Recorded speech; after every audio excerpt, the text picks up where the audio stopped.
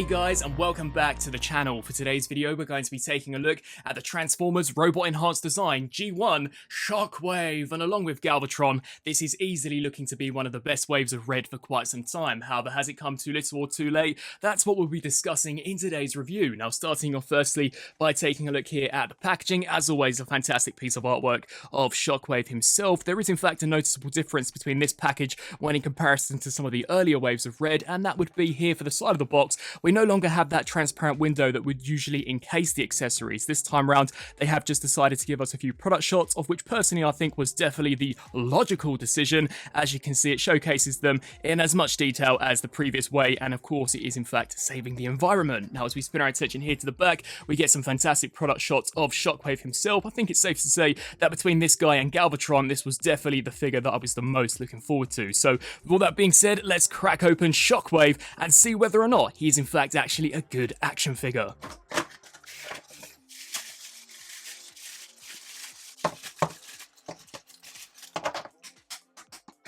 And here we have the Robot Enhanced Design Shockwave cracked open and out of the packaging, and very surprised to say this is in fact by a long stretch the best R.E.D figure that I've taken a look at so far over on the channel. I'd even go as far as saying that I'm actually seriously considering swapping out my Siege Leader offering for this R.E.D Shockwave. As far as a G1 accurate version of Shockwave is concerned, I think this is probably the best version that we've seen officially since the Takara Tomy Masterpiece. It really is a true to form version, and if you were to compare this action figure alongside the actual character model, I think in regards to robot mode, they've absolutely nailed it, and it's only taken them, what, like say 6 waves to finally get this line done right. I really am hoping that for future waves, they can follow suit here with Shockwave. Of course, we've still got Galvatron left to review in this wave, so I'm not saying that R.E.D is completely out of the water just yet, but this Shockwave certainly is a marked improvement. Now, we'll start off firstly by taking a look, of course, at the detail, and overall, I think they've done a smashing job. They really have captured the appearance of Shockwave as he appeared in the cartoon down to a T, and unlike their Cheetor,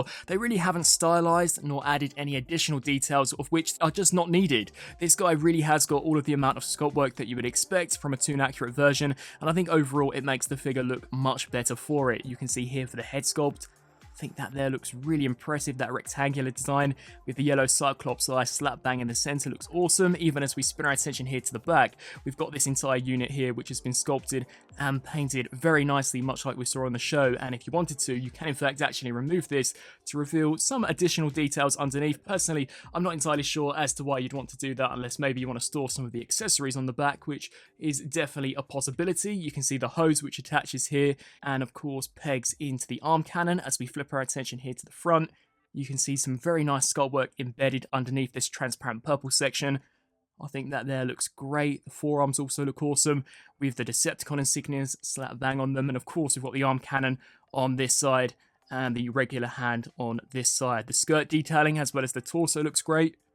So you can see really nice looking sculpt work where this is concerned, and as you would expect, from the thighs down it's very simplistic in terms of design, but incredibly accurate to the animation model. I really do think they've knocked it out of the park where this R.E.D Shockwave is concerned. And I'm also very surprised to say that as far as QC goes, this also is probably one of the best R.E.D figures that I've handled. None of the joints feel particularly floppy, the plastic feels of a good material, and overall it's just a very well built action figure, as you would expect from Hasbro. Now, in regards to articulation, whilst it's still not as great as say the G.I. Joe Classified series line, for a character such as Shockwave, I think he has pretty much all of the joints that you would want packed into him. And as I'm sure you've seen from the opening segment of this review, you can definitely get this guy into some pretty dynamic poses. So to begin with, here at the head, it is on a ball joint, so it can look up and down to a pretty decent range, which I think is more than adequate. Of course, it can rotate left to right as well as tilt side to side. My action figure from R.E.D is more than logical. We do get a full rotation where the shoulders are concerned, albeit this one's slightly hindered due to the nature of the hose, but you can get a full rotation out of this side, hinge joint out to the side. The actual armpits themselves are on ball joints, although due to how thick this piece of plastic is, it is very restricted. Now, I kind of wish that maybe they could have just chopped away ever so slightly at this so that we could have brought the arms closer into the torso. It's a minor critique, but for an action figure, it's definitely something that I wish we maybe could have seen. We do get a full rotation here at the bicep, as well as a 90-degree bend there at the elbow, full wrist rotation, as well as a hinge joint of which can go back and forth. Very surprisingly, the torso does in fact actually have also a pretty decent range, so this can crunch forwards that far, which I think is probably one of the best ab crunches we've seen for R.E.D for quite some time, as well as can also crunch back to that far, which is pretty decent. It can rock side to side. We do get a full waist rotation here at the legs. These can hinge forwards that far. The skirt pieces do hinge out of the way to allow for a kick out to the side, full rotation at the thigh, as well as a double joint at the knee, allowing for a fantastic range. That is awesome. And I'm not entirely sure as to whether or not the ankles are on the same drop down hinge that we saw with the Optimus Prime, as they are very stiff, but as standard out of the packaging, they can pivot forwards and backwards on a ratchet joint, as well as can also rock side to side to a pretty decent range considering the nature of the design. So overall, I'm very impressed with how this R.E.D Shockwave is concerned. As mentioned at the beginning of this video, I have no doubt in stating that this is probably the best R.E.D figure that I've reviewed so far over on the channel, and I'm really hoping that Galvatron does follow suit here with Shockwave. Now, in regards to accessories, as you would expect from this range, he comes with a ton load. So starting off firstly, we'll begin with probably one of the most impressive ones, that being Megatron transformed into the gun. The Sculpt work is actually really nice on this. You can see a nice metallic silver there for the actual pistol with the Decepticon insignia. Slap bang along the side, we've got the stock and the silencer.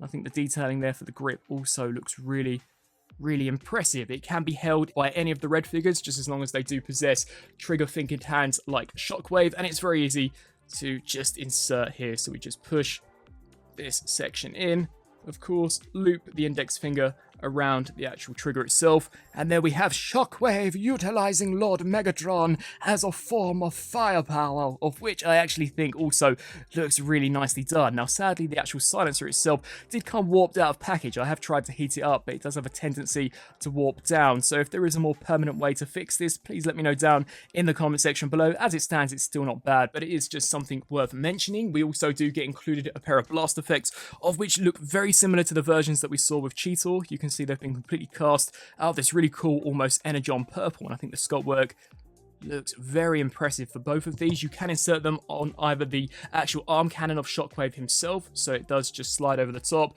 so you can have Shockwave annihilating all of the Autobots, or you can also peg them here on to Megatron, but due to the actual silencer being incredibly pliable, will no doubt over time, in fact, actually really warp the plastic. As you can see, is very quickly proceeding to bend down. We also do get included a pair of interchangeable hands for this guy, which I thought was awesome. So in addition to the trigger-fingered hand, we also do get a fist. I would have loved the command hand. I really think that would have been the icing on the cake, and if I were to be critical, it's probably the only area of critique I have with the accessories. But as it stands, we do just get this fist, which can easily be inserted onto the figure. We also do get a pair of the exact same hands, however this time cast out of transparent purple, which too I thought was a really nice touch, and the same does go here for the trigger fingered hand. And then finally we do get a swap out blaster, which has been cast out of purple. And just to very quickly showcase how some of these transparent accessories look on the figure, that there is the fist, and the actual gun itself can be very easily detached in order to make way for this transparent section. So overall, a fantastic looking Shockwave figure, although it would have been awesome to have gotten that command hand, so we could have had "I wish to serve you, Lord Megatron." And turning to some R.E.D size comparisons, we've got our new Shockwave there on the right, and the Wave 1 Megatron, and sadly it does appear as if though once again, the scaling of this line is all over the place, as Shockwave does appear to be ever so slightly taller than Megatron. Personally, I don't have as much of an issue here with this scale when in comparison to how gigantic Bumblebee was, but for those of you who are truly set on having all of your characters in scale with one another, I definitely don't think this is going to work out. And as I mentioned in that Bumblebee review, I definitely think that if Hasbro are looking to nail the demand for this line, then they should at least make sure that all of these figures match up with one another as seen on the show. Here is Shockwave alongside Optimus Prime, once again not looking too bad, but a size comparison of which personally I think makes things super interesting would be here between the R.E.D Shockwave and the Siege War for Cybertron leader offering. Now these two are pretty much on par with one another. I know there were quite a few out there who weren't willing to in fact actually fork out the almost $50 for the Siege Voyager / leader Shockwave, so I really do think that if you're looking for an affordable alternative and a really G1 accurate looking version of Shockwave, this R.E.D figure actually isn't going to look too bad with your mainline transformable figures at all. And as mentioned earlier on, I seriously am considering actually swapping my Siege Shockwave out in the collection here for the R.E.D version. I just think in terms of animation accuracy, this captures the appearance so much nicer when in comparison to the Siege figure, which was fantastic fantastic, but for $50, and considering that he's loaded with sculpted and surface detailing of which isn't accurate to the animation, I think for those of you who are after a definitive G1 Shockwave, this red figure may in fact actually just make the cut. And finally, here is red Shockwave compared next to the Siege Netflix Voyager class Megatron. And so, some final thoughts for the Transformers robot enhanced design G1 Shockwave. Overall, I think this is a great figure. As mentioned throughout this review, by far one of the best red figures that I've taken a look at over on the channel, and I've been really impressed with their Transformers Prime offerings, but I think just as a whole, Shockwave does everything pretty well done. As far as the actual robot mode is concerned, it looks fantastic, almost perfect to how the actual character model of G1 Shockwave appeared in the cartoon series. I think the sculpt work is on point, the proportions all look to be great, and I absolutely love the shade of purple they've used for this guy. The articulation also isn't too bad. It has been something of which has been rather hit and miss with some of these figures, but as mentioned previously, I think that as a whole, Shockwave probably does it the best, especially as far as that torso articulation is concerned. In regards to accessories, he comes with a great array. Personally, I would have loved to have seen the command hand. I really do think that is something that all Shockwave figures should just come with as standard, especially action figures. So in that regard, I do kind of think that it was a missed opportunity, but the blast effects are a nice inclusion. I do love the transparent swap out components, and also the fact that we get Megatron transformed in the gun form, which we can use for some of the other